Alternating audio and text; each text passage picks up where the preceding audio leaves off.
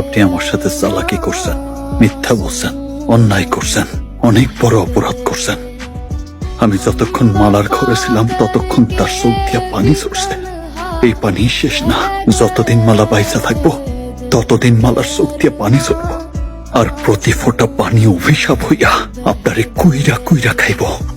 আমি চাইলে মালার এই মুহূর্তে এখান থেকে নিয়ে যাইতে পারতাম। কেন নিলাম না জানেন? কারণ আমার মা আমারে শিখাইছে সম্মানিত মানুষকে অসম্মান না করতে। যদিও এখন আপনি সম্মান পাওয়ার যোগ্য না, আমি যে কষ্ট পাইছি তার কোনো শেষ নাই। আমার প্রতিটা নিঃশ্বাস আপনি যতদিন বাইচা থাকবেন আপনারে শান্তিতে থাকতে দিব না। মালা আমার মায়ের কথা দিছিল, বিয়ার দিন বউ সাইজে আমার নৌকার কলইতে বৈশা গান পার হইব।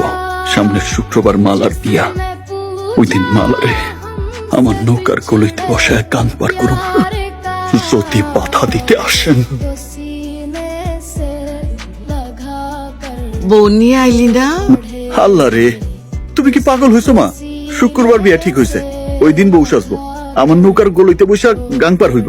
তুমি কোনো চিন্তা করো না মা। হাই হাই, কস কি?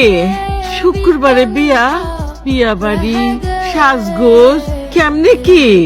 মাপ চাই মা, তুমি সুস্থ হইয়া বউ নিয়ে যত খুশি আনন্দ করো। এখন এখন আমার কিছুই করতে কইও না। ঠিক আছে কমুনা, তাও বউ নিয়ে আয়।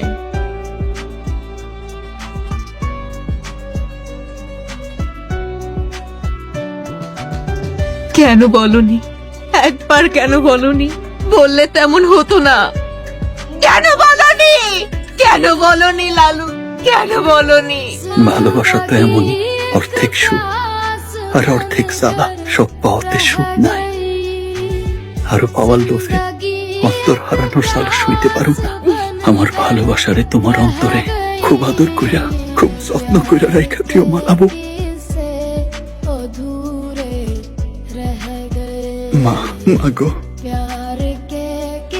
জীবনের কলইটা খালি হয়ে গেছে, এখন একলাই ভাইসা যাইতে হইব। আমারে বিদায় দাও চাচা, আমারে বিদায় দাও। সংসার জীবনটাও একটা নৌকা, সেই নৌকার আগগুলোই পাশগুলোই যদি একটা খালি হইয়া যায় তাইলে জীবনটা দ্বিখানা হইয়া যায়।